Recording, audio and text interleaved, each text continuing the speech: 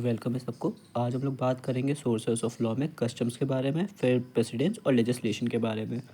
देखिए, अगर आप एग्ज़ाम के एक दिन पहले आए हो तो लास्ट पार्ट को थोड़ा खिसक जाओ, वहाँ पे एसेंशियल ऑफ वैलिड कस्टम बताया है, वो थोड़ा इंपॉर्टेंट है, वो भी पढ़ लो। फिर ये सब भी पढ़ लेना क्योंकि ये भी हो सकता है आ जाए तुम्हारे एग्ज़ाम में, तो देख लो एक बार हम लोग।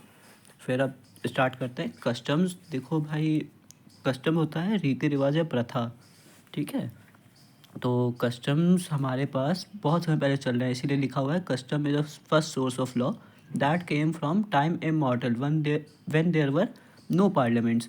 मतलब जो कस्टम्स हैं हमारे, वो बहुत समय पहले से चलते आ रहे हैं। आप अपने पेरेंट्स से ही पूछोगे कि ये प्रथा किसने शुरू करी, तो वो भी नहीं बता पाएंगे कि कब स्टार्ट हुई है, या अगर जानते भी होंगे कि किसने करी है तो एग्जैक्ट बहुत पुराने वो लोग होंगे, इसीलिए वो आपका कस्टम है, ठीक है। अभी जब आप एसेंशियल्स पढ़ोगे तो आपको पता चलेगा इसके बारे में। अच्छा, पर अब ये सोचने वाली बात है कि कस्टम्स हमें फ़ायदा क्या अब कस्टम्स को इतना याद करने का। देखो, ये हमें लीगल सिस्टम बनाने में हेल्प करते हैं। कस्टम्स से ही हमारे फैमिली लॉज बनते हैं, इनहेरिटेंस लॉ। जैसे मतलब तुम्हारे पापा अगर तुमको प्रॉपर्टी ना दे तो तुम उनसे कह देना कि मुझे दादाजी की प्रॉपर्टी पे हक है, आपकी वाली पे नहीं है, क्योंकि पेरेंट्स की प्रॉपर्टी पे भले ना हक हो, पर ग्रैंड पेरेंट्स की प्रॉपर्टी पे बच्चों का हक होता है पैदा होते ही, ठीक है। वैसे ये फैमिली लॉ है। और मैरिज थी, जैसे मैरिज कभी कस्टम ही हुआ करती थी, फिर बाद में जब काफ़ी समय तक प्रैक्टिस होता रहा तब बाद में इसके ऊपर लॉ भी आ गए, है ना। और इस तरह से ये सब चीज़ें हेल्प करती हैं हमें नए नए लॉ बनाने में। अब देखो, इसीलिए मैंने नीचे लिखा हुआ है, basically custom practices after some time become law one sanctioned after following some essential of valid custom. Essentials कुछ फॉलो करने के बाद, मतलब एसेंशियल पढ़ लेना, एसेंशियल्स फॉलो करने के बाद वो सब एक लॉ बन जाता है कस्टम हमारा, जो हमें गवर्न करता है। बेसिकली कस्टम है ही क्या, कस्टम यही तो चीज़ है जो हमें गवर्न करने में मदद करती है। हमारा मतलब वो लॉ से नहीं वो गवर्न होती, मतलब लॉ उसको हम लोग लीगली बाइंड नहीं करा सकते कस्टम्स को, सारे कस्टम्स को। कुछ कस्टम लीगली भी बाइंड होते हैं, सारे कस्टम देखो लीगली बाइंड नहीं करा सकते हम लोग, पर फिर भी सोसाइटी उसे फॉलो करती है। और नहीं करोगे तो सोसाइटी तुम्हें धिक्कार देगी, अलग कर देगी सोसाइटी तुम्हें, तो कोई बात नहीं है। अगर तुम बहुत एक्स्ट्रोवर्ट हो, तुम्हें कोई फ़र्क नहीं पड़ता, तो इंट्रोवर्ट हो तो तब भी वैसे कोई फ़र्क नहीं पड़ता भाई, कोई बात नहीं। पर बाद में जब ऐसे उसको कोई सैंक्शन करा देता है, सैंक्शन मतलब होता है कि अथॉरिटी उसे मिल जाती है, तब वो सब लॉ बन जाते हैं। इसी तरह से हमें ये सब हेल्प करता है। अब तुम एक ये डायग्राम देख लो, ये ज़रूर बना लेना, थोड़ा आंसर तुम्हारा लंबा हो जाएगा, जितना लंबा आंसर लिखोगे वो तुम्हें फ़ायदा दे देगा थोड़ा बहुत एग्ज़ाम्स में, अगर कॉलेज में हो तो। देखो, ये डायग्राम देख लो, ऐसा बना देना तो थोड़ा आंसर में तुम्हें हेल्प हो जाएगी तुम्हारे। अभी डेफिनेशन देख लो सैलमन के बारे में। सैलमन एक फिलोसफर हैं जो कहते हैं custom is embodiment of principle which have commended themselves to national conscience as principle of justice and public utility. Conscious मतलब होता है कि इनर सेल्फ से निकला, और एम्बॉडीमेंट होता है अवतार। तो अब देखो, जैसे मैं समझा रहा हूँ तुम्हें, कस्टम ऐसे प्रिंसिपल का अवतार है या प्रतीक है, एम्बॉडीमेंट जैसे लिखा है, तो कस्टम ऐसे प्रिंसिपल का एम्बॉडीमेंट है जो खुद को लोगों के कंसाइंस में बेस्ड है, मतलब लोगों के इनर सेल्फ में बेस्ड है, जो कि बेस्ड है पब्लिक यूटिलिटी और जस्टिस पे। फिर से समझ लो एक बार, सैलमन कहते हैं कि कस्टम जैसे प्रिंसिपल का प्रतीक है, रिफ्लेक्शन है, जो कि लोगों के इनर सेल्फ से बेस्ड है। ऐसा दिखाते हैं कि लोगों के इनर सेल्फ से बेस्ड है, और इनका काम है जस्टिस और पब्लिक यूटिलिटी को प्रमोट करना, ठीक है। इसमें भी एक वो ग्राफ बनाया है, ये तुम लोग के लिए ही है, तुम लोग एग्ज़ाम में बना लेना, कुछ हेल्प हो जानी है तुम्हें आंसर लंबा करने में। अब फिर हम लोग पढ़ते हैं कि इन्होंने एक बहुत बढ़िया लाइन बोली है, इस लाइन को देखो कोट करके लिख देना, कि custom is to society what law is to state. ये कहते हैं कस्टम वो है सोसाइटी को जो लॉ स्टेट के लिए है, कि लॉ का काम स्टेट को गवर्न करना है, तो वहीं सोसाइटी मतलब गवर्न करना और उनको अच्छा एक बैलेंस बनाए रखना है।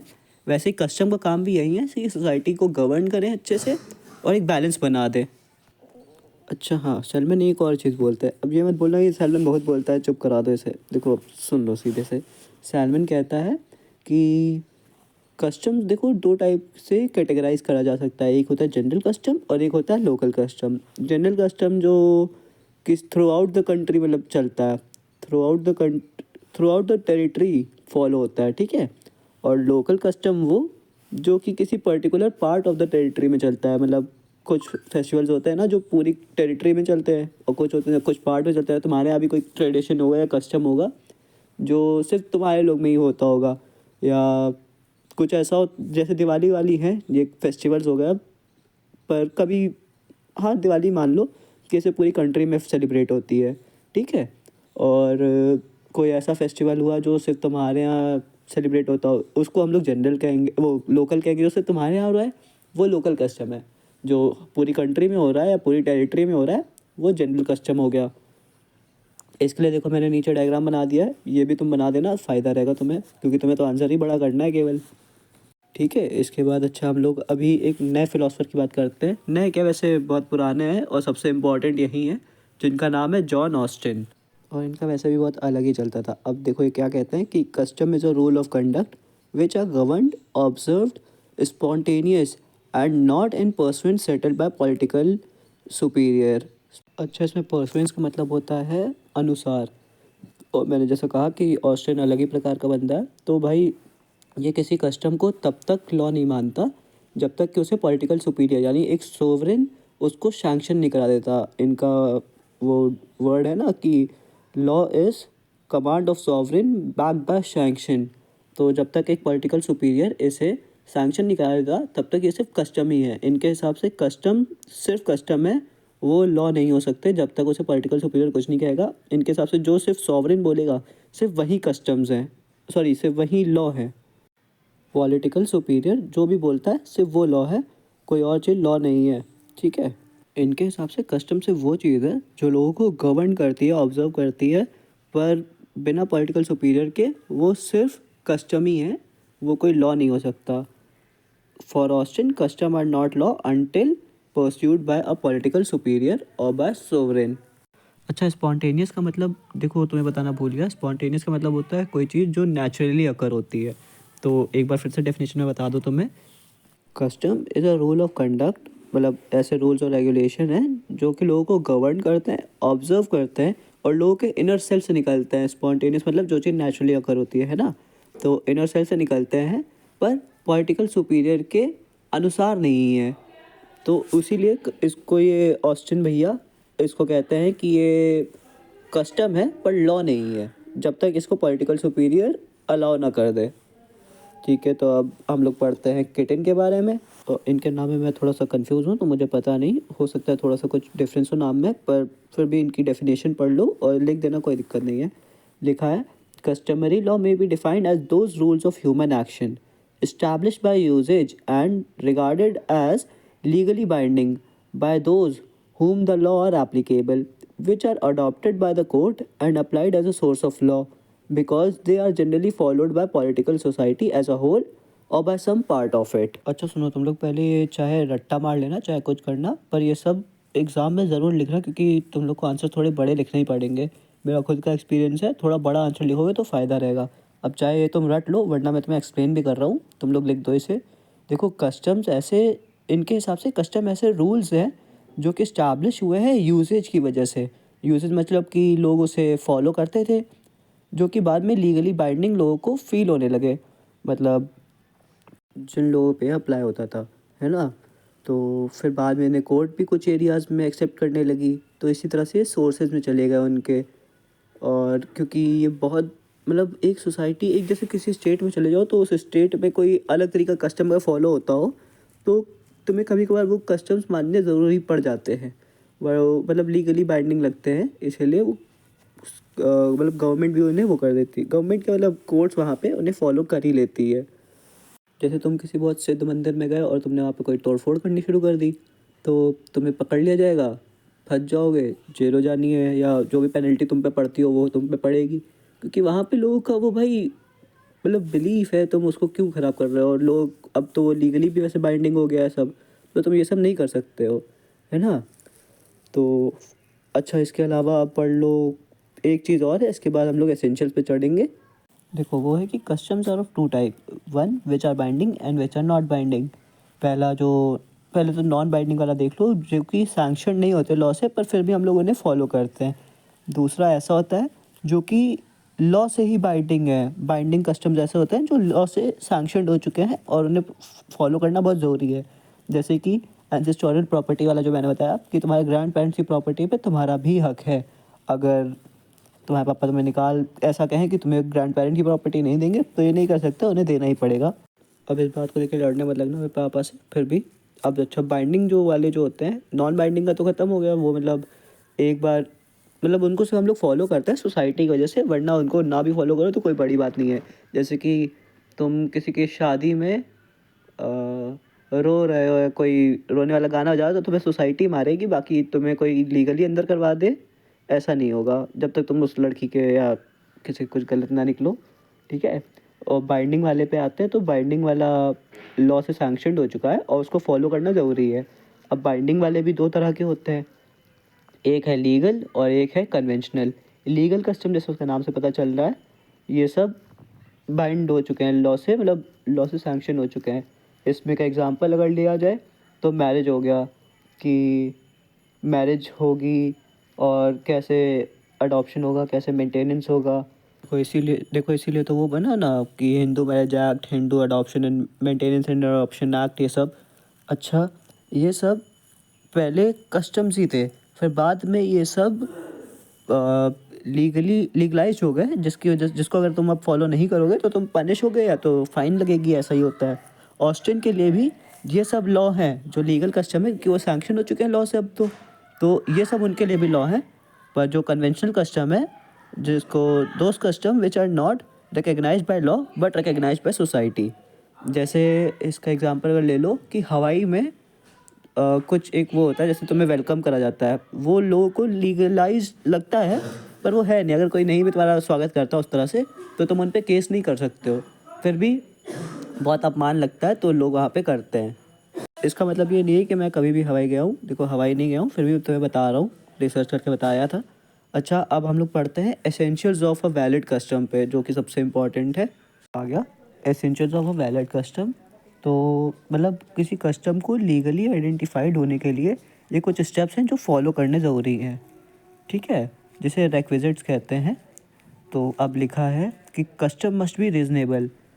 कस्टम देखो जो भी होगा वो रीजनेबल रहना चाहिए, इसीलिए देखो सती अब नहीं चलता, सती अब कस्टम नहीं रहा क्योंकि उसके पीछे अब कोई रीज़न नहीं बचा। पहले महारानियाँ करती थी क्योंकि रीमैरिज का कोई वो नहीं था भाई कॉन्सेप्ट, अब रीमैरिज का कॉन्सेप्ट है और अब उनको मतलब कोई ऐसी नीड नहीं है कि वैसा कुछ रहे, तो सती अब इसीलिए प्रैक्टिस नहीं होती।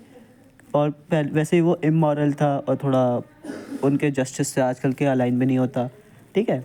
फिर it must be confirm with law, मतलब किसी और लॉ को वो ना करता हो, मतलब किसी और लॉ के वो खिलाफ ना हो।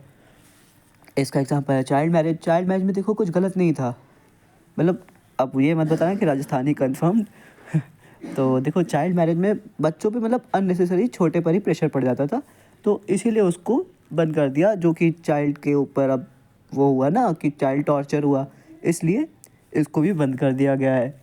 अब वैसे ही देखें अगर हम लोग, थर्ड है कि सर्टेनिटी होनी चाहिए। कस्टम्स के rules and expectations should be clear and well defined, leaving little room for ambiguity। ambiguity मतलब होता है मल्टीपल मीनिंग और मिस इंटरप्रिटेशन, मतलब जो कस्टम्स के रूल्स होने चाहिए वो बहुत ही थोड़ी सी जगह या तो कोई जगह ना छोड़ी हो, मल्टीपल मीनिंग मतलब कोई गलत इंटरप्रिटेशन ना कर ले या कोई गलत मीनिंग ना निकाल ले उसका।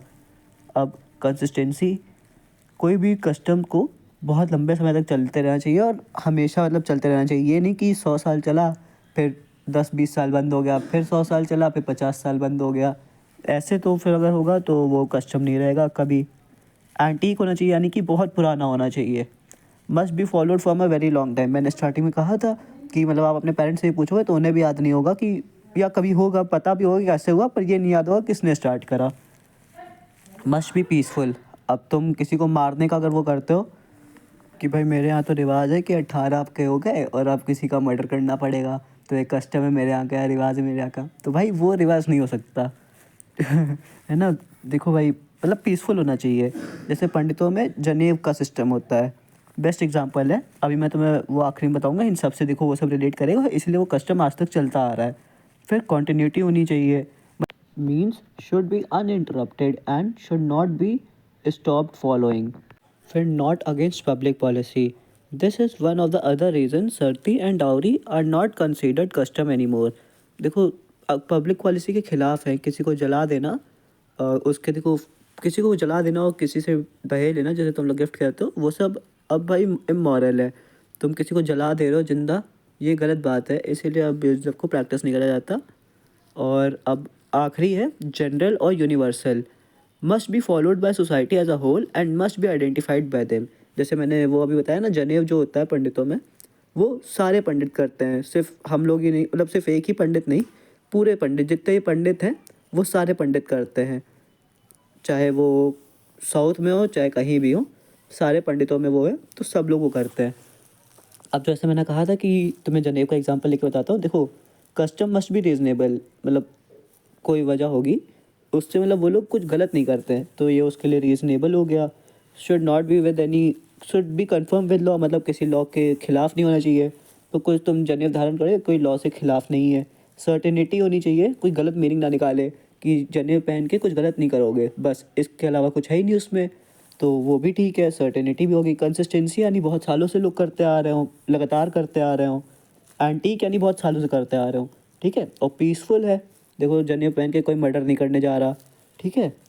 और कंटिन्यूटी होनी चाहिए, मतलब कि लगातार करते रहें लोग, यानी कि छोड़ दिया बीच में। Against public policy, not against public policy, तो किसी पब्लिक पॉलिसी के खिलाफ भी नहीं है। और जनरल और यूनिवर्सल है, यानी कि लोग हमेशा से करते आ रहे हैं। अब एक शॉर्ट में ले लो, कस्टम होता क्या है। Custom are ancient practices which are not legally और non legally followed and not against any public policy और जस्टिस। बस ख़त्म है इसके साथ।